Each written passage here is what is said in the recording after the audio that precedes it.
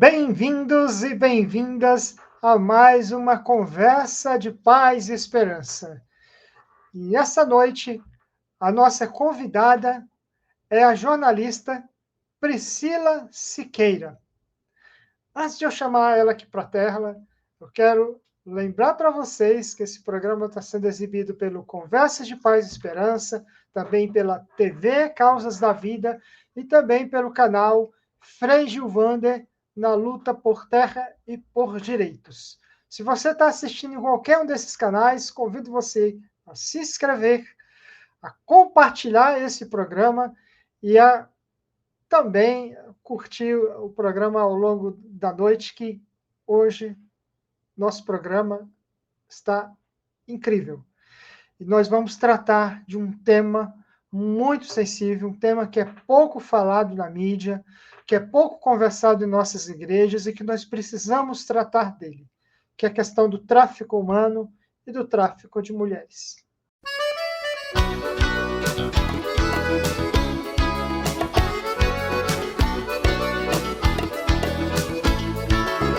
É bonita demais, é bonita demais, a mão de quem conduz a bandeira da paz. É bonita demais, é bonita demais, a mão de quem conduz a bandeira da paz.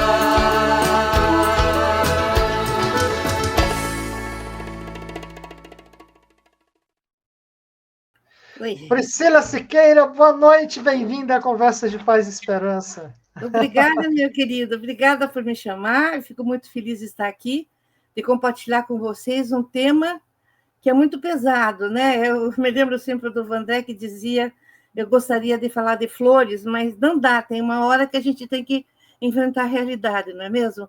Para construir o reino de Deus e sua justiça no mundo. Eu acho isso importantíssimo para conseguir a paz. Sem justiça nós não vamos conseguir, não é mesmo? Então, eu sou Priscila Siqueira, velhinha, 85 anos, já sou jornalista, trabalhei muito tempo na imprensa, na grande imprensa, na Agência Estado, Agência Folha, e tive o grande privilégio, né, de ter trabalhado como jovem na Ação Católica no Rio de Janeiro com o Helder Câmara. Foi onde a minha cabeça abriu, né, que eu percebi toda a dimensão da religião, que não é só você ir à missa ou rezar, ou aleluia, aleluia, mas é enfrentar toda essa questão social da desigualdade, da injustiça, do preconceito, que a gente quiser fazer realmente o reino de Deus reinar entre nós, né? Que, afinal de contas, Deus não é uma crença, Deus é uma presença, né? Está aqui com a gente. E o nosso projeto de vida é exatamente esse: fazer com que a gente consiga ser um instrumento de paz, um instrumento de amor, um instrumento de uma vida melhor para todo mundo, não só para nós, né? Então, você está falando sobre tráfico de humanos, que eu estava contando para você. A primeira vez que eu entrei em contato com esse assunto, eu fazia parte da Pastoral da Mulher Marginalizada e de uma ONG, né, que trabalhava com isso, contra a prostituição feminina, principalmente, né? E em 1916, já faz tempo, né? Eu fui convidada pela CNBB de representar a igreja no Brasil no encontro que teve com a Rainha Silvia na Suécia e a Unicef sobre o problema de tráfico. Eu caí dura, porque eu nunca imaginava, né, que isso existia. Veja bem, nós estamos no século XXI e gente vendendo gente, né? Isso não é século XIX que tinha a escravidão negra, é hoje, né? E de hoje tem muito mais que na época da escravidão negra, né? Então, eu vim assim, doidinha, tentando mudar tudo. Eu, como era jornalista, tinha a chance de falar, meus colegas me convidavam, e era um escândalo. Tinha gente que achava que eu estava doidinha, que isso não existia. Eu acho que hoje já tem uma consciência maior, mas é ainda muito aquém dessa consciência que a sociedade tem que ter para defender seus filhos, principalmente aqueles mais vulneráveis, né? Se a gente fala de tráfico de pessoas, Gino, a gente tem que falar de um crime, né, que dá muito dinheiro. Dá muito dinheiro. Hoje em dia, ela só pede esse crime, que ganha grana ilegalmente só perde para o tráfico de armas. O tráfico de armas é o concurso, né? É o concurso. É por isso que os Estados Unidos, toda geração tem uma guerra, né? Porque precisa vender armas. E o Bolsonaro queria vender armas. Isso é importantíssimo, né? Mas daí o tráfico de pessoas já passou o lucro que dá o tráfico de drogas. Porque o tráfico de drogas, você pode dizer, quem vende ou quem usa. Ao passo que no tráfico de pessoas, você não tem uma legislação mundial. É mundial, não tem uma legislação que possa criminalizar facilmente o criminoso, não é? Isso vi, inclusive, na Europa, as pessoas diziam isso. Uma pessoa na Alemanha falou para mim, cuidado no Brasil para vocês não fazerem um dragão sem dente, porque um bom advogado defende o cara. Né? Porque é muito difícil mesmo, né? O tráfico de drogas, ele rende... Olha, o último dado que a gente tem é de 2016. Faz tempo, né? O último dado que a gente tem já rendia 150 bilhões de dólares anuais. Né? Já rendia esse tanto. Segundo a OIT, que é Organização de Trabalho ligada à ONU, são cerca de 2 milhões e 800 pessoas em estado de escravidão. Só que esse dado também é de 2016. Né? É um problema seríssimo na nossa sociedade. O Brasil, por exemplo, juntamente com a Colômbia, são os 2 países que mais exportam, porque a linguagem é uma linguagem comercial, demanda, oferta e impunidade. Né? Você está vendendo uma coisa. Né? O Brasil com a Colômbia são os países das Américas que mais enviam meninas e mulheres jovens para a venda de sexo, né? Para a indústria do sexo, como a gente chama, nos países ricos. Não existe país inocente. Ou compra ou vende. Né? Isso, ou compra ou vende. Não existe, a ONU fala, não existe nação inocente. Né? A questão do tráfico, ele está ligado a vários elementos. Por exemplo, direitos humanos. É considerado o pior crime contra os direitos humanos de uma pessoa. Porque quando você é traficado, você deixa de ser ontologicamente um ser. Você passa a ser um objeto. Você é uma mercadoria. Você é uma coisa. Assim como era com os negros. Uma fazenda vendida era de tantos alqueires, tantos pés de não sei o quê, e de tantos escravos, né? Que não tinha um nome. Era 1, 2, 3, 4, 5 e lá vai. A mesma coisa, a escravidão, do ponto de... Até um mendigo na rua, ele é João, é José, é Maria, é Francisco, né? Está caído no chão, um nóia. Mas ele é gente. Ao passo que o traficado, ele não é. Ele está ligado... Hã? Deixa a gente organizar aqui um pouquinho a nossa conversa. Deixa pedagogicamente a gente fazer um processo que é tanta informação do seu telespectador, mas eu já estou assustado aqui com esses dados. Gente, a Priscila é uma amiga querida da nossa fraternidade, Charles de Foucault. Aliás, uma das cofundadoras, inclusive faz parte do nosso Conselho Nacional da Fraternidade. Uma pessoa muito engajada nesse tema do tráfico humano. E eu quero perguntar, Priscila, a respeito dessa questão que eu fiquei bastante curioso. Você falou de tantos dados, quer dizer, é uma informação relevante, dizer que o tráfico humano só não ganhou ainda do tráfico de armas. Né? Como é que acontece esse tráfico humano e esse tráfico de mulheres no Brasil? Qual é o sistema? Me fala desse sistema de tráfico para as pessoas entenderem. As pessoas precisam entender que isso acontece no Brasil. E como é que se dá, né? Então, até para que não sejam vítimas também. Exato. A consciência é importantíssimo. Então, o tráfico, por exemplo, negreiro, era da África para Américas, né?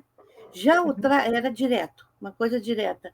Ao passo que o tráfico de pessoas, ele é mais ou menos como você vai fazer um Volkswagen, você vai fazer um carro, um arranja o pneu, outro arranja a direção, outro e vai a uma linha de montagem, né? Então você tem aquela pessoa que coopta, e às vezes até é uma pessoa da família, que coopta aquela criatura. Você vai ser cuidadora de idoso, no caso de mulher, você vai ser dançarina, você vai ser não sei o quê, né? E aí, ou então o menino, que vai ser jogador de futebol no Corinthians, no filme, né? Nos meninos do Corinthians, e você coopta aquela criatura e já ganha um X. Aí tem, infelizmente, a corrupção policial, né?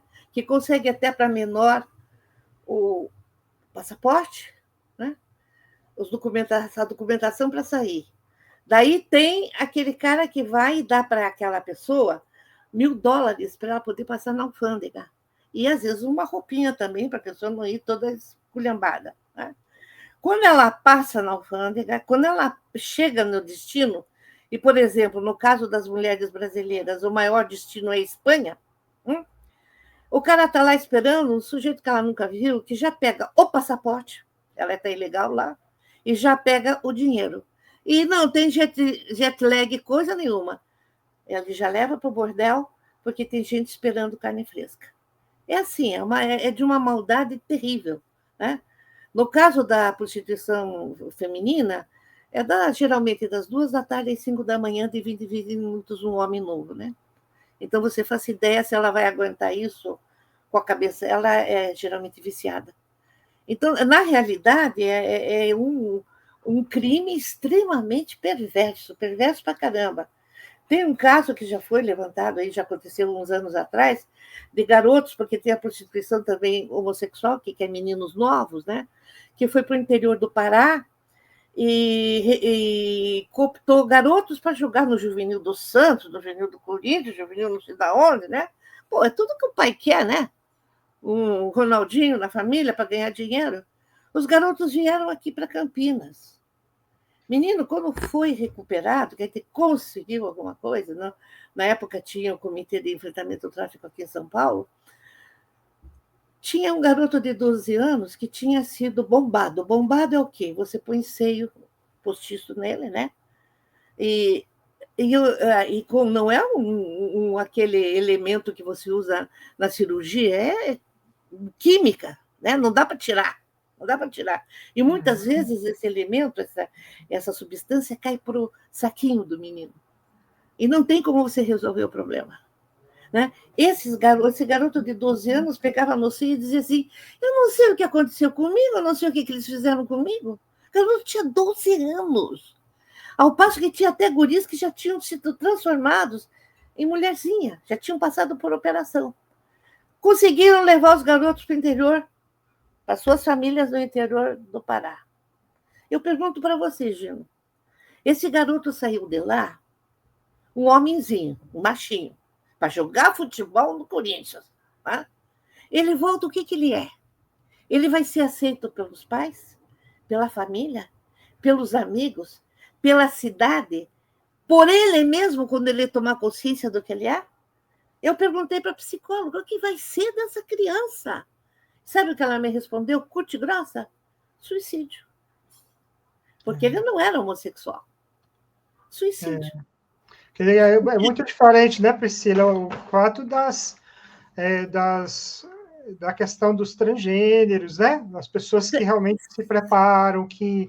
Sim, é completamente diferente. É completamente diferente. Né? Ali não, a pessoa foi forçada a uma transição de sexo quando não tem essa identidade, né? Não era o desejo dela, não era o desejo dela, né?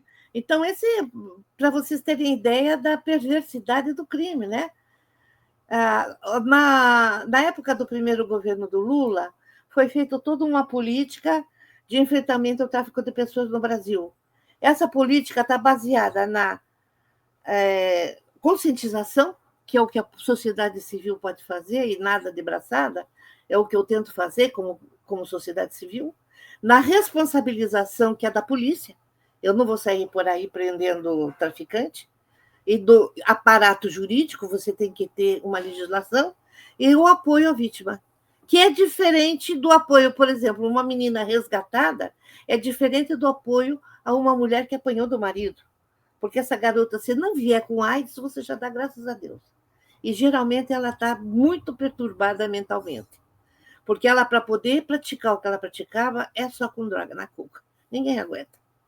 Então, foi uma política que conseguiu funcionar, mas, infelizmente, com os nossos amigos Bolsonaro e agora com o Tarcísio não funciona mais nada, né? E agora estão tentando retomar, mas eu acho que está muito lento realmente. Se acontecem outras coisas no estado de São Paulo, nos outros estados do Brasil, desculpe, eu acho que tudo bem, não sei. Eu estou meio por fora dessa situação nacional. Mas, de qualquer jeito, aqui em São Paulo não acontece nada. Em São Sebastião, onde eu moro, a gente está tentando trazer um comitê municipal ligado diretamente ao governo federal, mas até agora nós não conseguimos, porque depende também da prefeitura. Você entende, meu irmão, como isso não tem nada a ver, porque a maioria das pessoas traficadas são pobres. São pobres, então deixa para lá. Né? É difícil quando você vê uma coisa que aparece aqui, por exemplo, sumiu uma menina 3 anos atrás de classe média, terceiro colegial, loira de olho azul. Pô, foi um... Mas todo momento tem menina da periferia que você vai atrás, a professora vai atrás, faz 3 dias que sua filha não vai na escola, faz 3 dias que ela não aparece aqui. São famílias muito desestruturadas, muito difíceis, né? Então, minha gente, por exemplo, eu vou dar um exemplo para vocês. No carnaval, vem olheiros para cá. E esses olheiros ficam de olho nessas 13, 14 anos, essas meninas lindíssimas, né? Que desfilam peladas, bem dizer. Aí eles vão na família e falam assim, olha, a gente leva a sua filha, para sua filha ser dançarina, vai aprender balé, vai não sei o quê, não sei o quê. Aquilo lá, que bom, né? Vai ter uma chance na vida. Ninguém quer impedir essa chance, só que essa chance seja real, né? Eu não quero impedir que uma menina seja feliz e vá aprender balé não sei aonde, mas que seja real. Só que ela vai ser transformada numa puta, né? Sem chance nenhuma. Porque puta só porque ela quer, tudo bem, mas no caso não é. Uhum. E o que o Estado, quais as medidas de proteção, quais são os equipamentos públicos, a legislação, os órgãos estaduais, municipais e federal que acompanham isso? O que que pode ser feito?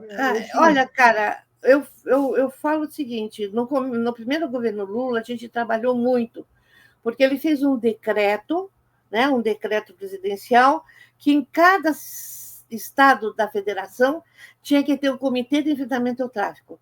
Na ocasião, era inclusive depois o Alckmin também aqui governador, nós tínhamos 32 escritórios, porque é um estado muito grande, regionais.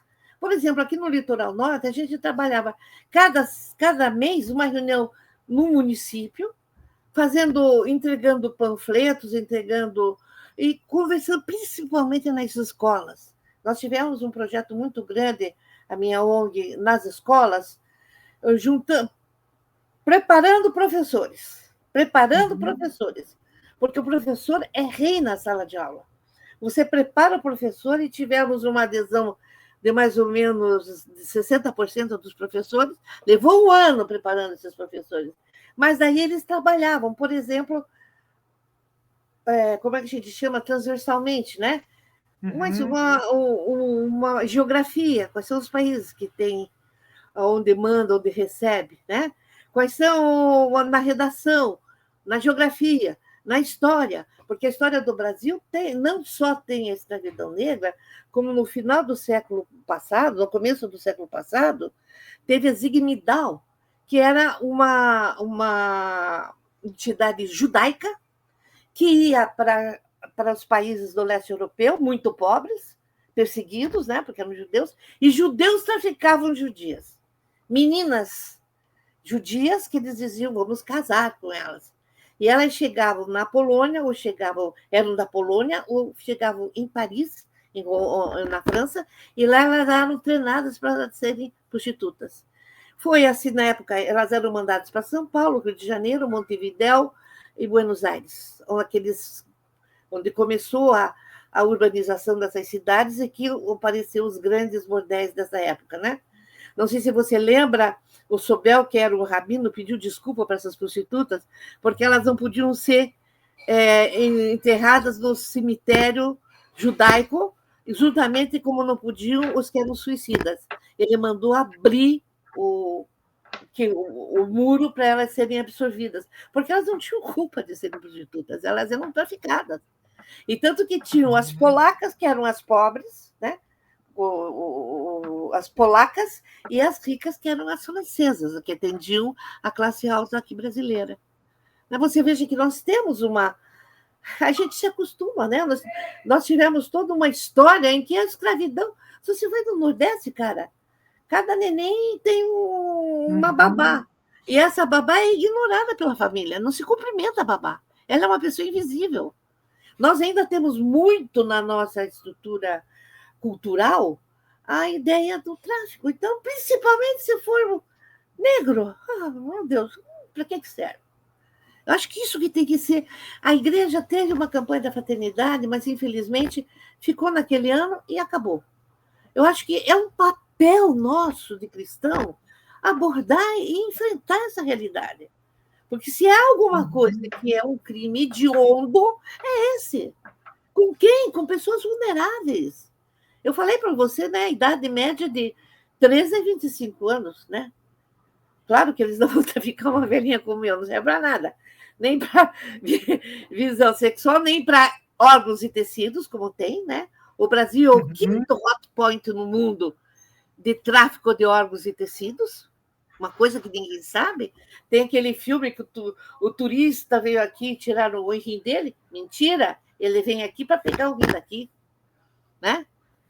Que somente médicos podem enfrentar esse problema. Nós somos o quinto hot point. É uma vergonha. E o cara vende por quê? Porque está com fome. Ele vende o rim porque ele não tem o que comer, dá comida para o filho. Sabe? Assim como uma menina vai ser puta, porque ela... Como uma vez eu estava em Rondonópolis com a pastoral da mulher marginalizada, e uma menina muito bonita mesmo, 22 anos, falou para mim, eu estou indo para a Espanha. E eu falei, filha, não faça uma coisa dessa. Tem toda uma organização internacional que mostra que você vai ser traficada, você vai ser...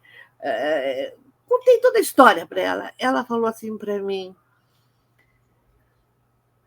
danada, eu já estou. A palavra foi muito mais pesada, mas você entendeu que foi. Porque eu tenho um filho de 2 anos que o pai desapareceu. Desde os 12 eu trabalho para ajudar meus pais que são doentes. E tenho uma renca de irmãos e primos que não comem se eu não puser o pão na mesa. Então, eu vou tentar. E daí ela me disse uma coisa que eu caí sentada na cama dela. Se a senhora fosse eu, a senhora também ia. E eu fiquei quieta. Digo, fácil para uma branca, velha, classe média, universitária, legal, chegar aqui e dizer não vá. Se eu fosse ela, 22 anos, mistura de índio, negro e branco, bonita pra caramba, eu ia. Né? A gente ia. Né? O tráfico, por exemplo, que existe de muitos homens, né, que é o tráfico para trabalho, que o Repórter Brasil trabalha muito bem com isso, o Sakamoto trabalha muito bem com isso. Você não viria, se você está com fome, tua família está com fome, lá no interior do Nordeste, e te oferece um emprego aqui em São Paulo, você vem. Chega aqui, você é um escravo, cara. Vai comer mal, dormir mal, receber mal e sem segurança nenhuma. Se cair do andaime, o problema é teu. Né? Se pegar malária na plantação, nas canas de açúcar, o problema é teu.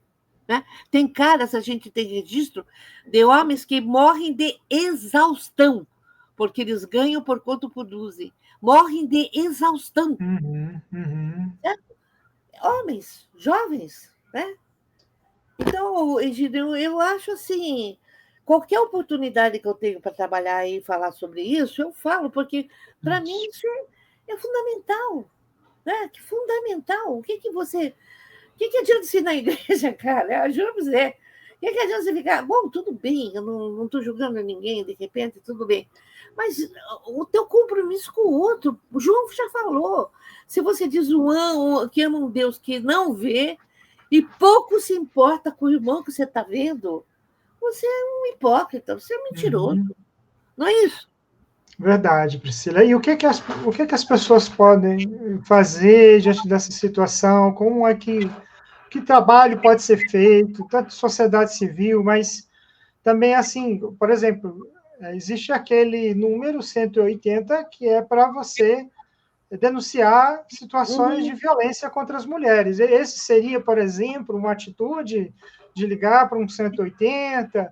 Existem Claro, outras, existem promotorias especializadas nesse sentido. O que tem, mais a mas eu acho que sociedade pode fazer? a sociedade civil tem que fazer mais do que isso, mais do que denunciar. Uhum, Aquele que eu falei para você, uma das pernas do enfrentamento, né, uma das pernas, são três, é a conscientização. Conscientização é feita na sociedade civil. Vamos entrar nas igrejas, vamos falar com os nossos padres, vamos brigar com as pastorais. Né? Tem pastoral de saúde, tem pastoral de meio ambiente, porque, por exemplo, né, eu dar um exemplo de meio ambiente e tráfico. Né? O Repórter Brasil diz muito claramente: o agronegócio, o que ele faz? Ele desvasta a Amazônia, o Pantanal, o Cerrado e usa trabalho escravo. Tem uma legislação, que eu tenho uma lei mandada, não é por nenhum partido de esquerda, PSDB, faz mais de 10 anos, que onde houvesse trabalho escravo numa fazenda, iria imediatamente para a reforma agrária. Nem se põe para votar. Por quê? isso está Porque na Constituição, inclusive, né? a Está na bancada. Constituição. Pois é, mas a bancada do ruralista, meu Deus, agro é ótimo, agro é tóxico. Usa de agrotóxico, está matando a gente. Né? Isso é uma consciência de tudo, porque não é só mulher que é traficada, é homem. Acho que a gente tinha que abrir os olhos. Se você abrir os olhos da tua comunidade, você vai ver. O problema é que a gente se esconde dentro da igreja. Sabe? É fácil? Bom, claro, lá me sinto também. Meus irmãos são iguais a mim, pensam que nem eu. Aleluia, aleluia, que bom! A gente precisa disso também. Mas a gente não pode fugir de uma realidade que está aí. Uma realidade que está aí. Sabe? Eu acho que se você faz parte dessa associação de professores, alunos e professores, você tem que se engajar em alguma coisa e levar esse assunto. Porque se você trabalha, por exemplo, numa associação de alunos e professores e mestres, né, você vai falar sobre isso, você vai mostrar que isso existe. Né? Uhum. Eu acho que dá para fazer muita coisa, é só querer, né? Cada um tem uma realidade. Você não pode passar uma receitinha assim para todo mundo. Cada um tem uma realidade. Eu Sim. caí nessa, mas não precisa que todo mundo caia. Mas que precisa fazer alguma coisa, precisa. Se não falar Bom, demais, é piada. Eu fui convidada, há uns anos atrás, para o FBI nos Estados Unidos. Eu fui já para muitos lugares, para a ONU, para todo que é lugar. E na hora da minha fala, os caras caíram, nunca mais me convidaram, óbvio, né? Eu falei, nós estamos brincando de enfrentar o tráfico. Isso aqui é uma brincadeirinha. Porque, na realidade, enquanto houver dominação de uma nação por outra nação, são 50 famílias no mundo que detêm uma metade da riqueza mundial. Enquanto tiver pobreza, miséria, você não combate isso. Né? Claro que você não vai esperar a utopia para começar a trabalhar. Trabalhar já, mas você tem que ter como pano de fundo a consciência que é um problema socioeconômico, que é um problema cultural. Por que 83% das pessoas traficadas são no gênero feminino? Porque, além da pobreza, existe a questão cultural, existe a questão religiosa. Deus é pai. Se Deus é pai, ele é homem. Se ele é homem, ele é macho. Se ele é macho, ele tem pênis. Eu não tenho, não sou a figura de Deus. E depois toda essa interpretação errônea, que quem trouxe o pecado para o mundo foi uma mulher, dá-lhe bem. Deus só fez o bem. Quem trouxe o mal não foi a mulher? Apanha, uai. Por que não?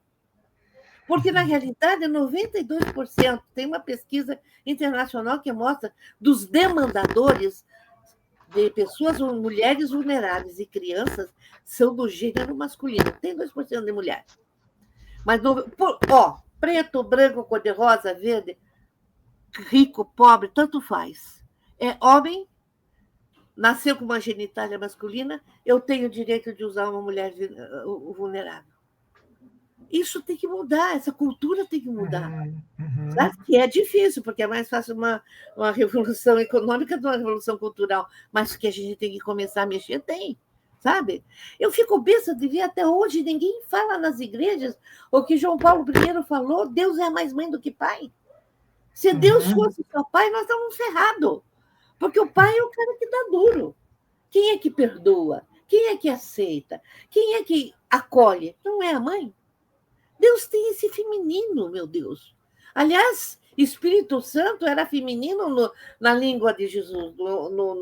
Ele não falava hebraico, que hebraico era dos estudados, ele falava aramaico.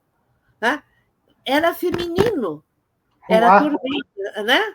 E, na realidade, o grego traduziu para o neutro e o latim traduziu para o homem, para o masculino. Então, era pai, mãe e filho, ficou 3 homens numa trindade. Cara, isso tem que mudar.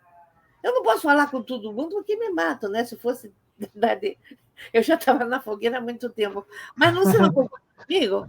Tem que mudar, porque essa cultura cultural tem uma base religiosa, mesmo que você não seja religioso. Tem uma maneira de ver, o Western, como a gente chama, né?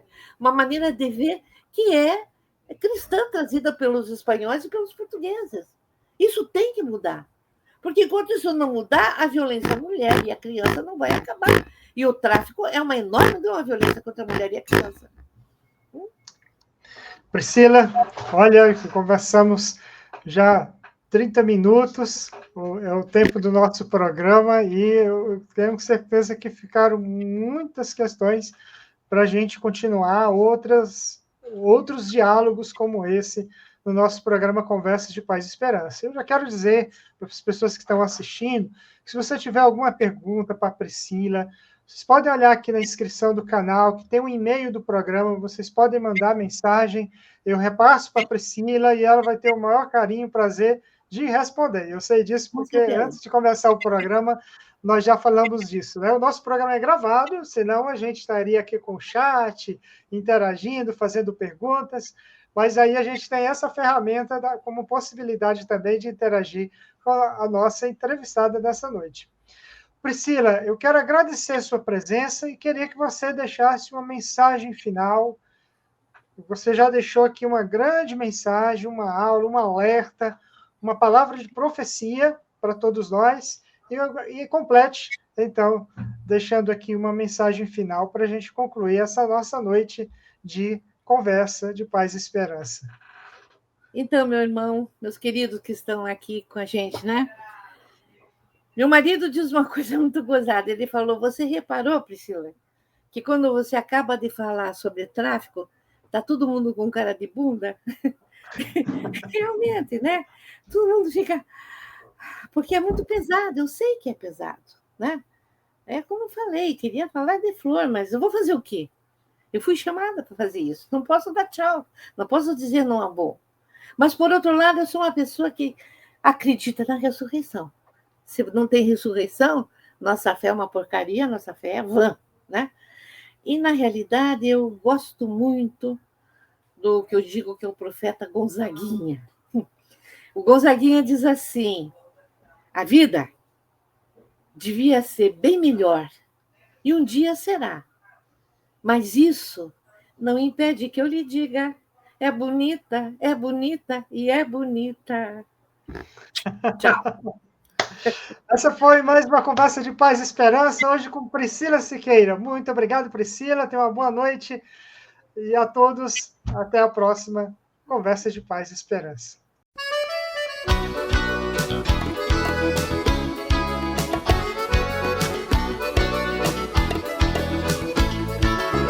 É bonita demais, é bonita demais, a mão de quem conduz a bandeira da paz.